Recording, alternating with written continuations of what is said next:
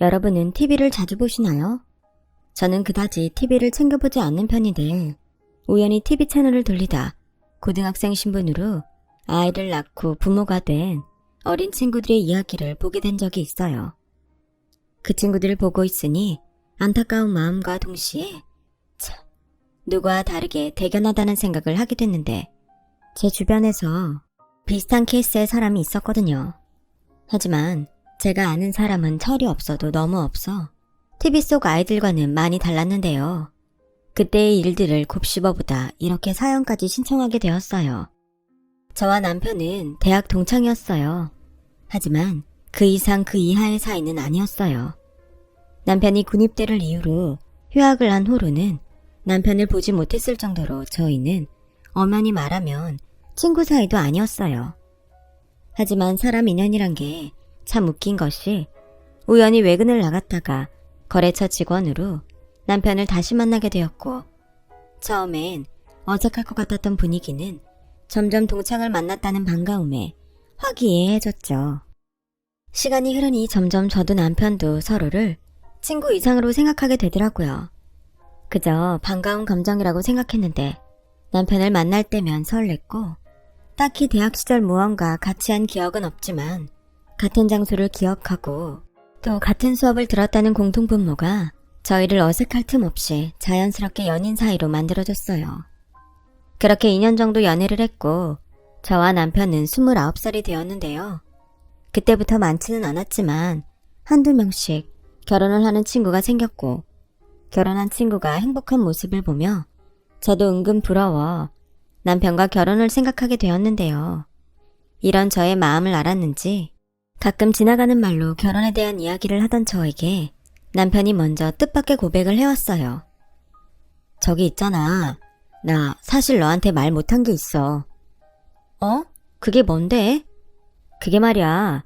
사실은 내 동생이 좀 별나. 별나다고? 어떤 점이? 혹시 남들하고 뭐가 많이 달라? 아니, 그런 게 아니고. 뭔데 그래? 그만 뜸들이고 편하게 말해봐.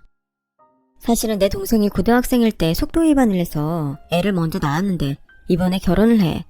근데 학교 다닐 때 임신을 했으니 뭐 제대로 일을 한 적이 없어서 벌이도 없고 우리 집도 형편이 그다지 좋지 않아서 내가 기본적인 건 해줘야 할 것 같아. 아, 그렇구나. 사실 네가 결혼하고 싶어 하는 거 알고 있었어. 그래서 나도 눈 딱 감고 너랑 결혼하고 싶었는데 결혼식도 못 올리고 애 낳고 힘들게 사는 동생 보니까 차마 오빠로서 그럴 수는 없겠더라. 미안해. 조금만 더 기다려줄 수 있을까? 이럴 땐 부모님이라도 경제적으로 넉넉하면 좋을 텐데 나도 답답하다. 에이, 뭘 또 그렇게까지 생각해. 우리 아직 젊잖아. 난 더 기다릴 수 있어. 그냥 요즘 친구들이 하나둘 시집간다고 청첩장을 주니까 나도 덩달아서 마음이 그랬나 봐. 그래도 오빠가 참 착하네. 동생 결혼식도 올려주고. 착하긴 무슨. 내 동생이 셈이 많아. 남들 하는 거 못하면 아주 난리가 나지. 그런데 집에선 미우나 고우나 늑둥이 막내라 뭐든 해주고 싶어 하셔서 얼떨결에 내가 하게 된 거야. 따지고 보면 나도 말린 거지. 에이, 그래도 이왕 하는 거 좋은 마음으로 해줘. 아, 나는 뭐 도울 거 없어? 다른 사람도 아니고 네 동생이면 나도 뭔가 해주고 싶은데. 됐어. 괜히 너까지 뭐하러. 왜? 우리도 결혼하면 네 동생도 내 가족이 되는 거잖아. 그러지 말고 슬쩍 동생한테 뭐 필요한 거 있는지 물어봐. 진짜 괜찮은데? 나도 괜찮거든? 그러니까 꼭 물어봐. 지금은 알아요. 그때 제가 뭘 몰라도 한참 몰랐다는 걸요. 하지만 그때는 그게 제 마음이었고 남편과 당장은 아니더라도 결혼하고 싶다는 생각이 강했기에 그 일이 시누이와 잘 지낼 좋은 기회라고 생각했는데요. 사실 남편을 통해 이미 시부모님이 그다지 능력이 없다는 걸 알고 있기도 했어요. 게다가 남편까지 저보다 사회생활이 3년 정도 늦었으니 이렇게 보나 저렇게 보나 제가 경제적으로 조금 여유가 있기도 했어요. 그래서 나중엔 시누이가 그런 저를 참 부러워하기도 했는데 저희 부모님은 엄마는 고등학교 영어 선생님이셨고 아빠는 사업을 하고 계셨거든요. 그래서 이제는 사회인이 되어 월급을 받는 딸임에도 심심찮게 용돈을 받기도 했는데 아무래도 그런 점이 신우는 셈이 났었나 봐요. 하지만 어쩌겠어요. 자식이 부모를 선택할 수 없는 것을요. 저야 운이 좋았고 감사한 일이었지만 어째 신우는 그게 많이 더 억울한 듯 말하곤 하더군요. 그런 신우이를 처음 만난 건 신우이가 자기 결혼식을 딱 일주일 앞두고 있던 어느 날이었어요. 그리고 제가 가장 후회하는 날이기도 한데요.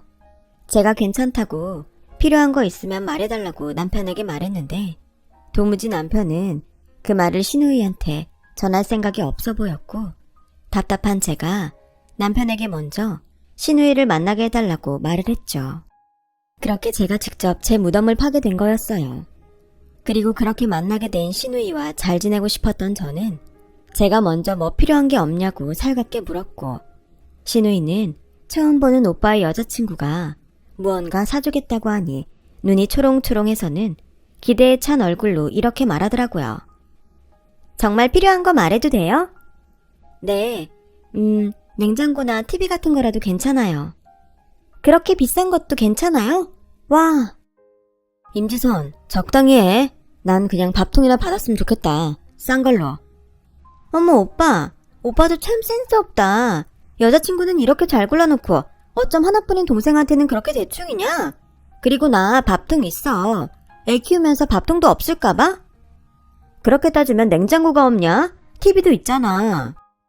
왜 그래? 내가 좋은 마음으로 선물하고 싶은 건데. 언니, 우리 오빠가 원래 좀 쫌생이에요. 남자가 배포도 작고 속도 종지그릇만 한데 언니는 정말 우리 오빠가 좋아요? 그럼요. 좋아하니까 결혼하는 여동생한테도 선물을 하겠죠? 이야, 언니 짱! 사실은요, 저 다른 것보다 가방이 하나 갖고 싶어요. 요즘은 마트나 소아과를 가도 다들 명품 가방은 하나씩 메고 오거든요. 저희 남편은 지금 공익근무요원이라 벌이가 별로여서. 아, 그러네. 내가 그 생각은 못했네요. 그래요.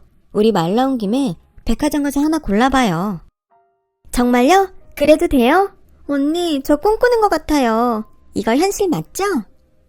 지수야, 그렇게까지 할 건 없는데 적당한 걸로 다시 생각해보자. 왜? 난 이왕이면 갖고 싶은 걸 사주고 싶은데 그리고 방금 얘기 들었잖아. 요즘 엄마들 다 명품 가방 하나씩은 있어.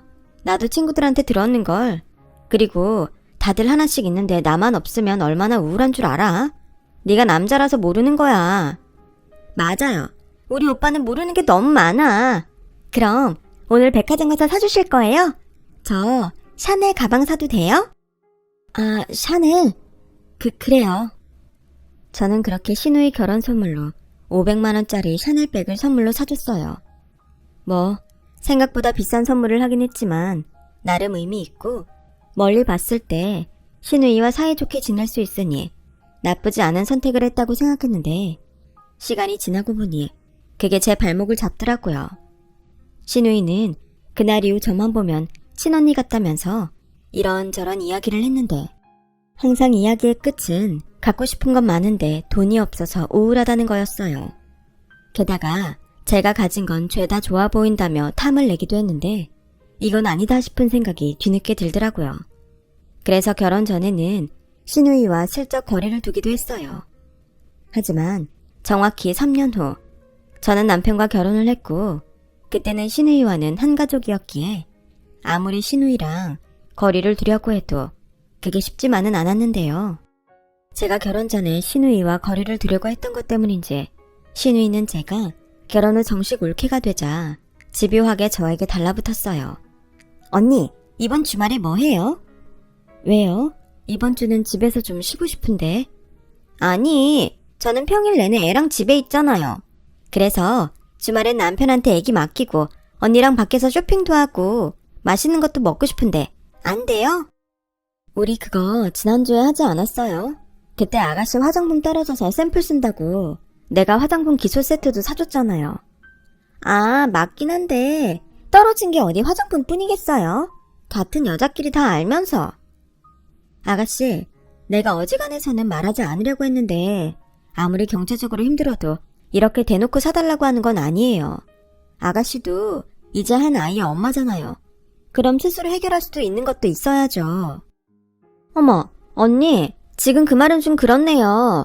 저도 언니처럼 연봉이 높거나 능력 있는 부모님 있으면 이렇게 안 살아요. 돈 좀 있다고 진짜 너무한 거 아니에요? 야, 임지선, 작작해라. 내가 네 올케 언니한테 말했어. 너 다시는 뭐 사주지 말라고. 네가 거지냐? 네 올케 언니가 좋게 좋게 베푸니까 만만한 호구 같아? 웃겨? 오빠가 뭔데 나서 이러는 거 올케 언니한테도 좋지 않아? 내가 신우이 짓이라도 하면 그땐 어쩌려고 그래? 이미 하고 있네. 됐고, 너 오빠가 경고했다. 저는 사실 남편에게 신우이 일로 종종 잔소리를 들었어요. 너무 잘해주면 자기 동생은 한도 끝도 없이 원한다고 했는데 역시 남매는 남매더라고요. 그래서 그 뒤로는 미움을 사도 어쩔 수 없다고 생각하고 단호하게 신우이를 대했는데 한 3개월은 끊임없이 찾아오고 연락을 시도하더니 나가 떨어지더라고요. 그렇게 신우이 문제는 해결되는 듯 했어요. 하지만 8개월 정도가 지났을까? 시어머니에게서 신우이가 둘째 아이를 임신했다는 소식을 듣게 됐고 이번엔 신우가 아닌 시어머니로부터 신우이를 좀 챙기라는 말을 듣게 되었는데요. 예, 우리 지선이가 철이 없긴 하다. 그래도 널 친언니처럼 따르는 앤데 네가 좀 귀엽게 봐주면 안 되겠니? 넌 동생도 없잖아. 지훈이야, 워낙에 지선이가 철없이 굴어서 오빠 노릇한다고 좋은 소리 하지 않지만 네가 그러면 그럴수록 따뜻하게 품어주렴. 요즘 둘째 가졌다고 입덧하느라 제대로 먹지도 못하는 것 같은데 네가 좀 불러서 맛있는 것 좀 사주고 그래라. 저는 시어머니의 말에 차마 그러고 싶지 않다는 말은 못했어요. 그리고 다른 일도 아니고 임신해서 힘들다고 하는데 그것도 모른 척할 수는 없었고요. 그래서 내키진 않았지만 신우이한테 연락을 했는데 반응이 참 기가 차더군요. 어머, 언니가 무슨 일로 저한테 전화를 다 하셨어요? 이제 저 같은 건 상대하지 않을 줄 알았는데? 그럼 그냥 끊을까요? 어머님이 하도 입덧 때문에 힘들다고 해서 전화해본 건데 괜히 했나봐요. 그럼 이만 끊을게요. 언니? 아니에요. 언니도 참 그냥 심통 부린 건데. 아가씨는 이제 애가 둘이 있는 엄마인데 언제까지 그렇게 애처럼 굴 거예요. 아가씨도 어른이고 나보다 더 빨리 결혼해서 애 낳은 선배인데. 그런 소리 하지 마세요. 이 나이에 애 있는 건 그렇게 자랑할 일이 아니란 말이에요. 그냥 저는 친구들처럼 철없이 생각 없이 살고 싶은데 자꾸 저더러 애 엄마라느니 어른이라느니 그러니까 숨 막혀요. 저는 속으로 그렇게 말하는 신우이가 안쓰러운 게 아니라 한심했어요. 자기 행동에 대한 책임지는 일들을 숨이 막힌다고 하니 더는 할 말이 없었죠. 제가 또 마음에 없는 소리는 잘 못하는 타입이거든요. 그래서 저는 남편을 동행해 신우이 내외 그리고 어린 조카를 데리고 그래도 꽤 괜찮은 레스토랑에서 밥을 사기로 했는데요. 신우이는 저와 단둘이 만나고 싶었는데 온 식구가 다 모였다고 입이 대빨 나와 있었어요. 뭐 그러거나 말거나 저와 남편은 신경 쓰지 않았지만요. 그렇게 4개월 정도가 지났을까요? 갑자기 친정아빠가 전화를 하셔서는 신축 아파트를 제 앞으로 사주고 싶다고 말씀하셨어요. 그 때문에 남편은 친정아빠와 대면하면서 어안이 벙벙했는지 제 얼굴만 마냥 쳐다봤었는데요. 그러자 저희 아빠가 먼저 조심스럽게 말을 꺼내셨어요. 내가 자네를 무시하는 건 절대 아닐세. 자네가 마련한 전세 아파트도 나는 충분히 좋다고 생각해. 근데 좋은 매물이 나왔다고 하니까 미래 가치를 생각했을 때 이참에 사는 게 좋을 것 같아서. 물론 장인어른께서 사주신다면 저는 그저 감사한 일이죠. 근데 저희 아직 전세 계약 기간도 많이 남았고. 그건 걱정하지 말게. 내가 아는 부동산 친구한테 물어봤는데 요즘은 공실이 귀해서 내놓으면 전세건 월세건 잘 나간다고 하네. 어차피 신축 아파트는 내가 내 딸 앞으로 사주는 거니까 자네는 부담 갖지 말고 천천히 보증금 빼면 되지. 아니면 그 전세 얻을 때 받았던 대출도 내가 이참에 해결해 줄까? 아빠, 이 사람 그런 거 싫어해. 아파트도 받을까 말까인데? 아빠, 지금 오바야. 아, 그런가? 자네 혹시 기분 상했나? 아닙니다. 제가 능력이 이것밖에 없어서 지수한테 미안하다는 생각하고 있었습니다. 사주시면 감사히 받겠습니다. 대신 전세 보증금 빼면 그건 장인어른 드릴게요. 무슨, 그거 나 주지 말고 자네 전세자금 대출받은 거 그거 정리해. 내가 굳이 명의를 따지는 것도 웃기는 일이지만 내 딸 이름으로 사주면서 자네한테 돈을 받으면 얼마나 웃긴가. 그리고 난 내 딸이 자네와 결혼을 해서 참 든든해. 요즘 같은 세상에 거저 주겠다는데 싫다는 사람이 어딨나. 내가 지수한테 자네 얘기를 조금 듣기는 했네만 자네도 내 사위가 된 이상 지금부터는 내 그늘에서 조금은 편했으면 좋겠네. 진심이야. 남편은 무슨 생각인지 입을 꼭 다물고 고개를 가만히 끄덕였어요. 저는 그게 남편이 자존심이 상해 그런 게 아닐까? 눈치 아닌 눈치가 보였는데 집에 돌아가는 길에 남편이 먼저 말을 걸더군요. 그만 봐. 내 얼굴 뚫어지겠다. 나 화난 거 아니고 지금 창피해서 그래. 뭐가? 너무 비교되잖아. 나라도 자기보다 능력이 좋아야 조금 덜 창피한데 그것도 아니고. 뭘 또 그렇게 생각해. 그야 내가 자기보다 입사가 빨랐으니까 그런 거지. 그리고 자기 싫으면 난 그 아파트 안 받아도 돼. 엄마 앞으로 사라고 하지. 난 우리 신혼집도 좋아. 지수야, 미안해. 내가 그런 아파트 사서 결혼했으면 참 좋았을 텐데. 나도 솔직히 그런 새 아파트에 너 살게 해주고 싶어. 근데 지금은 아버님 신세를 지지 않으면 현실적으로 어렵잖아. 아유, 무슨 남자가 그렇게 생각이 많냐? 그냥 단순하게 생각해. 아빠 찬스가 맞긴 하지만 우리가 그 새 아파트로 옮기면 보증금 받아서 대출금 털어버릴 수도 있고 그럼 우리 빚 없으니까 내가 일 안 해도 애기 낳아도 걱정 없잖아. 설마 나 애기 낳아도 계속 일해야 해? 아니, 난 뭐든 네가 좋으면 상관없어. 일하고 싶으면 일하고 일하기 싫으면 안 해도 돼. 나는 있잖아. 평생 네가 싫다는 건 절대 하라고 하지 않을 거야. 내가 내 식구 하나 책임 못 지겠어? 세상은 참 불공평해요. 저렇게 괜찮은 남자가 어쩌다 그런 집의 아들로 태어나 그런 고생을 하고 살았는지. 결혼하고 나서 알게 된 시댁은 제가 생각했던 것보다 훨씬 남편에게 경제적으로 의지하려고 했거든요.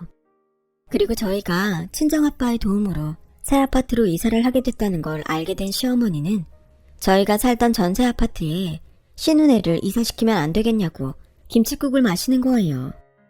그때까진 그래도 시누이만 철이 없어 염치가 없다고 생각했다가 한술 더 뜨는 시어머니를 보고 뜨아했죠. 아우, 그래도 없는 집보다는 있는 집이 좋긴 하구나. 사돈어른께 내가 정말 감사한다고 꼭 전해드려라. 그나저나 어쩌면 네 아버지가 성견지명이 있으시니 우리 지선이네 월세 계약 끝나가는 걸 어찌하시고 아주 딱이다 딱. 그러게요. 그이한테 말했는데 어차피 누구든 들어가면 저희는 보증금 빨리 돌려받을 수 있으니까 좋다고 하더라고요. 뭐? 보증금? 그냥 니네 남은 계약 기간 동안 공짜로 살라고 하는 게 아니었어? 네? 저희도 전세자금 대출받은 게 있잖아요. 그거 보증금 반환받으면 중도상환할 생각이었는데. 아니, 대출 중에 전세자금 대출 금리가 제일 싼데 뭘 그걸 바로 중도상환을 해. 그리고 가족이 좋다는 게 뭐냐? 이럴 때 오빠 올케 노릇하는 거 아니야? 그냥 애들 공짜로 살라고 하자. 그래야 걔들도 돈을 모을 거 아니야. 언제까지 저렇게 지질이 궁상으로 살라고 할 순 없잖니. 생각해봐라. 니 슈누 알고 보면 참 불쌍하다. 지네 시댁에선 미성년자가 애 가졌다고 며느리 취급도 안 해주고 남편이 있어도 공익근무 요원인데 아무리 잘 살라고 용을 써도 그게 로또를 맞지 않고서야 될 일이니? 그건 그런데요. 일단은 그이랑 얘기를 좀 해볼게요. 됐다. 내가 직접 얘기하마. 설마 지 엄마가 그러라고 하는데 자기가 싫다고 할 거야 뭐야? 아휴, 며느리라고 하나 있는 게 저렇게 중간 역할을 개똥같이 하니 내가 답답하다 답답해. 시어머니는 그렇게 어이가 없다는 얼굴로 한껏 심통이 나서 자리에서 일어나셨어요. 그리고 퇴근한 남편을 보니 한바탕 한 것처럼 보였는데 중간에서 제가 참 난감하더라고요. 그래서 일부러 불필요한 말은 하지 않았는데 남편이 먼저 이렇게 말했어요. 오늘 퇴근길에 집주인한테 사정 말했어. 안 그래도 그 집 아들이 요즘 집값이 너무 올라서 신혼집을 못 구했는데 잘됐다면서 오히려 고맙다고 하더라. 그래? 그럼 아가씨네는? 엄마가 말했겠지. 내가 안 된다고 했거든. 그래? 어머니 기분 많이 상하셨겠네. 사실 나랑 얘기할 때부터 서운하신지 화 많이 나셨거든. 그래도 어쩔 수 없지. 나는 뭐 평생 동생 책임지느라 손해보고 살아? 전에는 나 혼자였지만 지금은 나도 식구가 있는데 그럴 순 없지. 아버지한테 말했어. 아버지는 잘했다고 하시더라. 남편은 말은 그렇게 했지만 얼굴색이 썩 좋아 보이진 않았어요. 저희 시아버지는 어쩔 수 없이 아들에게 손 벌릴 때는 많았지만 그걸 당연하게 생각하지 않고 부끄럽게 생각하셨는데요. 아마 남편이 신혼애에게 집을 양도하지 못한다고 말했을 때 민망해 하셨을 것이 분명했어요. 그리고 그런 아버지를 보며 남편은 마음이 좋지 않았겠죠.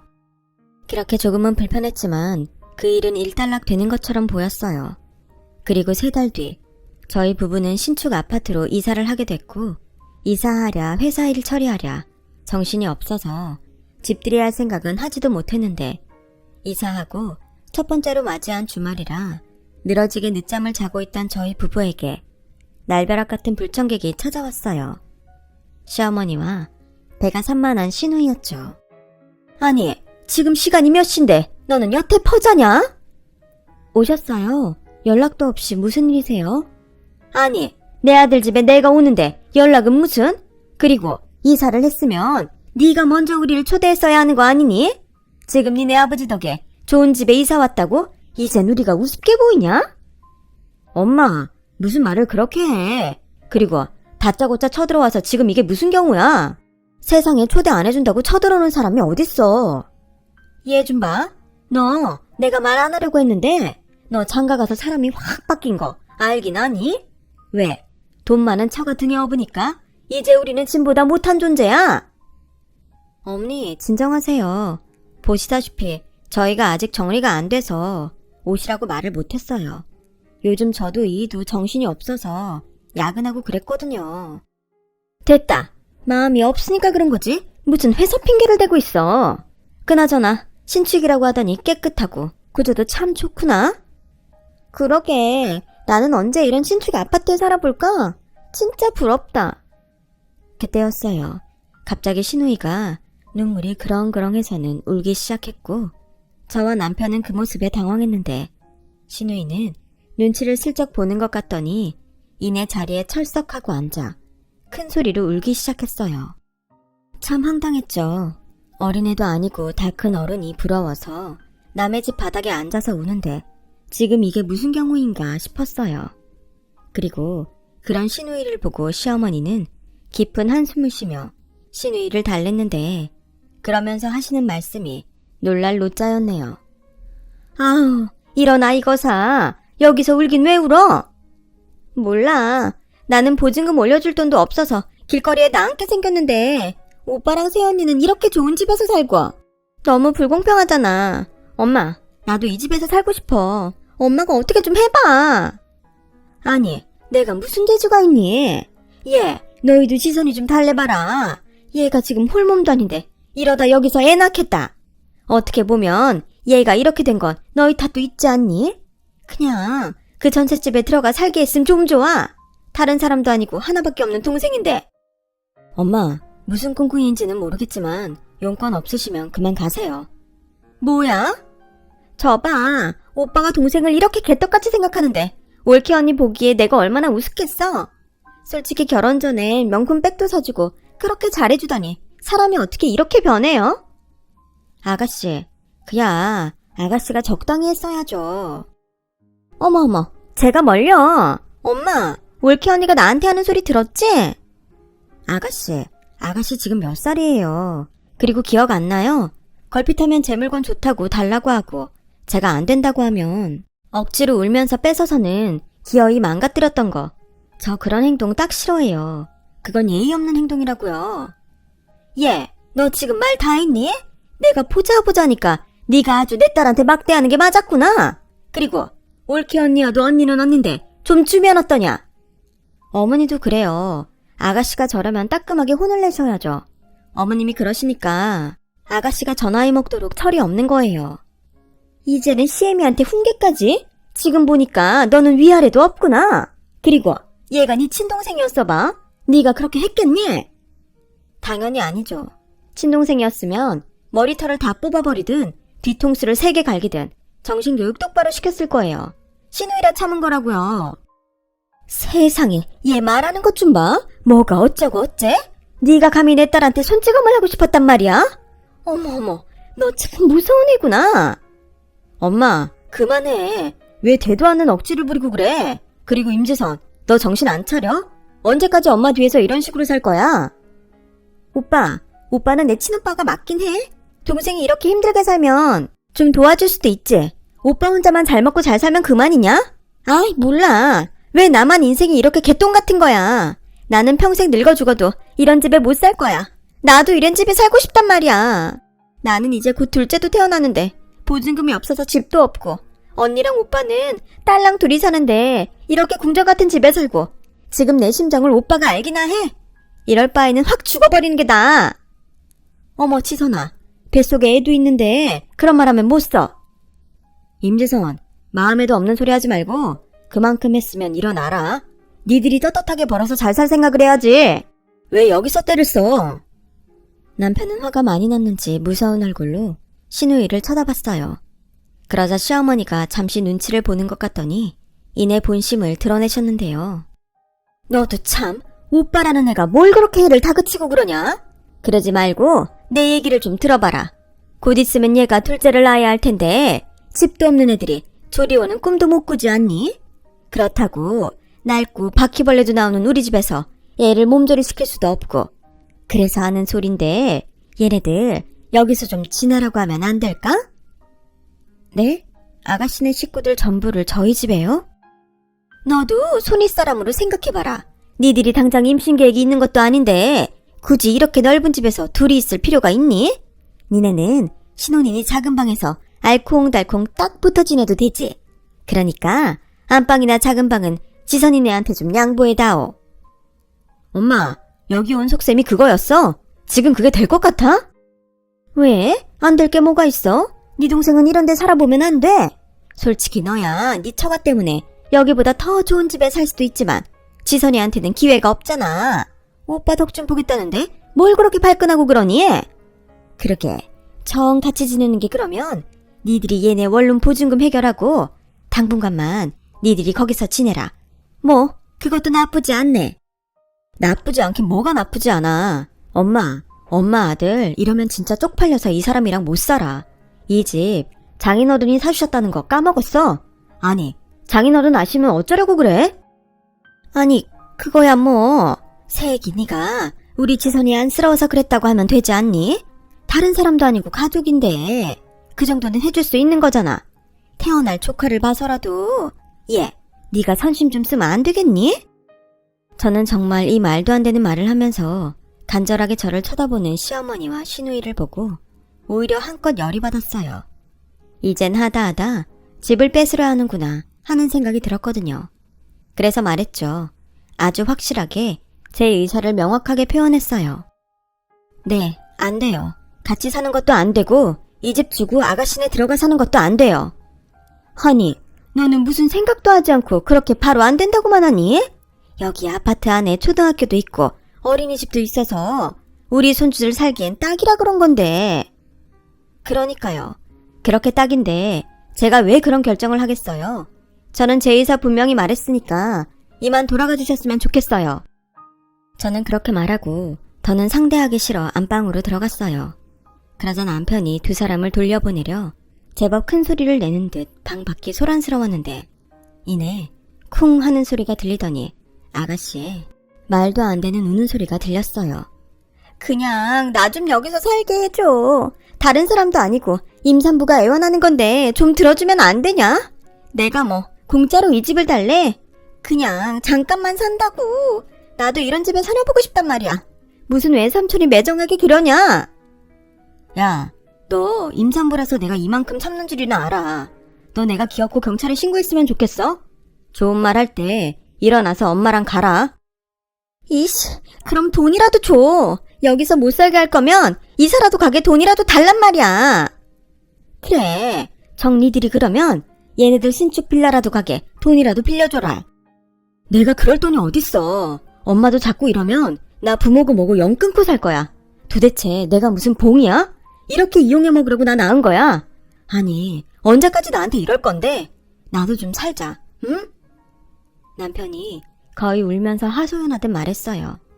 그러자 제가 울컥 눈물이 나왔는데 시어머니는 잠시 주춤하는 것 같더니 이내 그래, 너 혼자 잘 먹고 잘 살아라. 짐 같은 나랑 네 동생은 네 소원대로 네 인생에서 지금 꺼져주마. 됐냐? 이 낳아주는 애도 모르는 망할 놈. 부잣집 사위 돼서 좋겠다. 좋아. 장인어른이 그러시더라고. 그동안 힘들었으니까 당신 그늘에서 좀 쉬라고. 나 진짜 그러고 싶다. 그러니까 이젠 아들 없다고 생각하고 살아요. 오빠, 정말 1억이야? 진짜 못돼 처먹었다. 그러다 오빠 이혼이라도 당하면 그땐 우리 얼굴 어떻게 보려고 그래? 그럴 일 없지만 설령 그럴 일이 생겨도 절대 집에는 가지 않을 거니까 염려 마. 그동안 바보처럼 호구짓 했으면 됐지. 그 짓을 또 할 것 같아? 내가 변한 게 아니고 질린 거야. 할 말 다 했으면 얼른 둘 다 나가. 나 정말 저 사람 보기 쪽팔리니까. 그렇게 소란스럽게도 남편은 시어머니와 시누이를 쫓아냈어요. 그리고 민망한지 안방에는 들어오지도 못했는데 제가 빼꼼히 문을 열고 보니까 남편이 소파에서 고개를 푹 숙이고 울고 있더라고요. 저는 조용히 다시 문을 닫았어요. 그리고 남편이 진정될 때까지 마치 잠들어서 못 봤다는 듯 침대에서 기다렸는데요. 그러면서 다짐을 하나 했어요. 착하고 불쌍한 내 남편을 위해 저는 한없이 좋은 와이프가 돼야겠다고요. 그렇게 한바탕 소동으로 저희 부부는 시댁에 발을 딱 끊고 살았어요. 가끔 시아버지에겐 안부 전화를 하긴 했지만 분명 전후 사정을 다 아실 텐데도 시아버님은 다 괜찮다며 신경 쓸 것 없다고만 말씀하셨죠. 그래서 저는 가끔 시아버지에겐 용돈을 붙여드리며 며느리 노릇이라면 노릇을 아주 작게나마 하고 지냈어요. 그리고 그리 썩 모양새는 좋지 않았지만 시어머니와 시누이를 안 보고 사니 그것처럼 좋은 것이 없었는데요. 그렇게 2년 정도 평화롭게 살았는데 뜻밖의 사건이 터지고 말았어요. 그동안 별다른 왕래도 없이 지내던 시누이의 남편이죠. 그러니까 매제로부터 도와달라는 연락이었는데요. 시누이한테 들었는지 저희 집까지 찾아왔었죠. 형님, 제발 저희 좀 도와주세요. 제가 도움 청할 곳이 이젠 정말 없어서 하다 여기까지 왔습니다. 제부, 미안한데 난 지선이 일에는 이젠 더 이상 관심이 없어. 저희 형님이 외면하면 정말 가족은 물론이고 장인 장모님까지 길바닥에 나앉아요. 그게 도대체 무슨 말이에요? 시부모님도 길바닥에 나앉는다니. 그게요, 사실은 저희 아내가 둘째 낳기 전에 그런 일을 겪고 자기도 새집 아니면 안 산다고 하도 그래서 장인어른이 집담보로 대출을 받아주셨어요. 빌라도 신축은 꽤 비싸더라고요. 그래서 신축인데 전세가 있다고 해서 장인어른 도움을 받았는데 그게 실은 사기였더라고요. 네? 사기요? 깡통 전세라고 들어보셨어요? 알고 보니까 집값도 저희 전세 보증금보다 더 비쌌는데 아내가 집이 좋다며 눈이 돌아서 자세히 알아보지 않았던 것 같아요. 저는 장모님도 문제가 없다고 하셔서 믿었는데 집주인이 악의적으로 파산 신청을 해서 집이 경매에 넘어가게 생겼어요. 저희 어쩌면 한 푼도 못 건질 것 같아요. 그 집 주인이 세금 체납이 많아서 공매에 넘어간다는 말도 있거든요. 그래서 지금은 어쩌고 있는데 어쩔 수 없이 당장은 애들이랑 처가에 들어가 살고 있는데 지선이가 맨날 울어요. 저도 뭐 당장은 능력이 없으니까 어쩔 도리가 없고 장인어른도 대출금 갚는 게 힘든지 요즘 대리운전도 나가시고요. 형님, 딱 한 번만요. 딱 한 번만 도와주세요. 매제는 그렇게 무릎까지 꿇고 사정사정을 했어요. 하지만 남편은 그런 매제에게도 끝까지 흔들리지 않았고 그만 매제를 돌려보냈는데요. 저는 다른 사람은 몰라도 시아버님은 걱정이 되었던지라 시아버님에게 남편 몰래 연락을 드렸어요. 며느라, 무슨 일이냐? 아버님, 저 제보한테 들었어요. 아버님 괜찮으세요? 그놈이 똥줄이 타긴 탔나 보구나. 거기까지 간 걸 보니. 그래도 너는 모른 척하고 있어라. 나는 괜찮다. 아버님, 다른 사람은 몰라도 아버님 빚은 제가 좀 도와드릴게요. 연세도 많으신데 대리운전까지 하신다니 그러다 아프시기라도 하시면 어떡해요. 괜찮다. 지훈이가 종종 그런 말을 했어. 지선이가 저렇게 된 거는 부모인 우리 탓이 더 크다고. 어쩌겠냐. 네 시애미도 네 슈누이도 다 내가 책임져야 하는 식솔인걸. 그냥 너도 이제 나한테도 전화하지 말고 그냥 너희라도 잘 살아. 나는 정말 그거면 됐다. 시아버님은 그렇게 전화를 먼저 끊으셨어요. 그리고 제가 아무리 전화를 걸어도 받지 않으셨는데 한 번은 시어머니로부터 전화가 계속 걸려왔고 저는 회사에서도 일하는데 방해가 될 지경이라 딱 한 번만 받겠다고 생각하고 전화를 받았는데요. 정말 상상하고 싶지 않은 일이 벌어지고 말았어요. 야, 네 시아버지가 어젯밤에 대리운전을 나갔다가 어떤 술 취한 미친놈을 만나서 병원에 실려갔다. 그런데 너랑 지훈이는 전화도 안 받고 정말 이럴 거니? 저는 깜짝 놀라 시아버님이 있다는 병원으로 뛰어갔는데 뒤늦게 제 연락을 받은 남편도 많이 놀랐는지 얼빠진 얼굴로 병원에 도착했어요. 그리고 그 사람에게 얼마나 당하셨는지 시아버님의 물골이 말이 아니었는데 병실에 있던 시누이가 팔짱을 끼고 앉아서는 저희 부부를 향해 노려보며 이렇게 말하더군요. 아니, 영 끊고 살겠다던 사람들이 여긴 왜 왔지? 우리 그이가 가서 한 번만 도와달라고 해도 꼼짝도 하지 않더니? 시비 걸지 마라. 너 상대할 생각 없으니까. 그래? 그럼 여기 오지 말고 돌아가. 아빠는 우리가 알아서 돌볼 테니까. 야, 너는 양심도 없냐? 아버지 저렇게 만든 사람이 누구라고 생각해? 왜? 나라고 말하고 싶어? 아빠 저렇게 만든 사람은 내가 아니라 오빠야. 오빠가 그때 순순하게 그 집에서 살게 해줬음. 이런 일이 왜 일어나? 이기적인 오빠랑 새언니 탓을 해야지. 나한테 돌리지 마. 지선아, 그만해라. 그래도 여기 병원 빌며 네 아빠 폭행 사건 네 오빠랑 새언니가 해결해야 하는데 그만들 쑤셔. 뭐야, 엄마는 지금 그거 해결하라고 나 부른 거야? 그럼 여기서 그런 일 할 사람이 어딨냐? 그리고 너 온 김에 우리 1인실로 바꿔줘라. 여기는 사람도 많고 시끄럽고 불편해. 아버님, 보험 없으세요? 저 사람이 보험 같은 게 어딨어. 있어도 다 깨고 없지. 그래도 네 아버지가 그 술 취한 놈 때리지 않고 그저 맞기만 해서 얼마나 다행이냐. 여기 병원 사람들한테 들어보니 합의금 꽤 쏠쏠하게 때릴 수 있대. 엄마는 왜 그걸 여기서 말해. 그리고 분명히 약속했다. 그 돈 절반은 나한테 주기로. 아가씨, 지금 그게 자식 입에서 나올 소리예요? 그리고 어머니, 정말 해도 해도 너무하시네요. 지금 아버님 걱정을 해야지. 때리지 않고 맞기만 해서 다행이라고요? 아버님은 어머니 남편이시잖아요. 그래, 내 남편이 맞아서 번 돈 내 마음대로 쓰겠다는데 뭐가 나쁘냐? 됐고, 너희는 가서 빨리 1인실로 바꿔달라고 하라니까. 그리고 니네들 나한테 카드 한 장씩 주고 가렴. 병원에 있어도 돈 쓸 일이 너무 많아. 그런데 어쩌냐? 우리가 무슨 돈이 있어. 그러니 니들이 그래도 자식이면 그 정도는 해줄 수 있지? 집을 달라는 것도 아닌데. 엄마, 진짜 됐다. 가자. 아버지 죄송해요. 남편은 잔뜩 화가 났는지 거칠게 제 손을 잡고 병실을 나갔어요.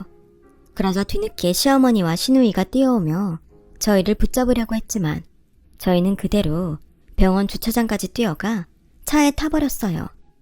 그러자 언제 달려왔는지 차를 두드리며 미안하다고 손까지 싹싹 비벼대며 잘못했다고 사정을 하는데 남편은 이미 그들을 용서할 마음이 없어 보였어요.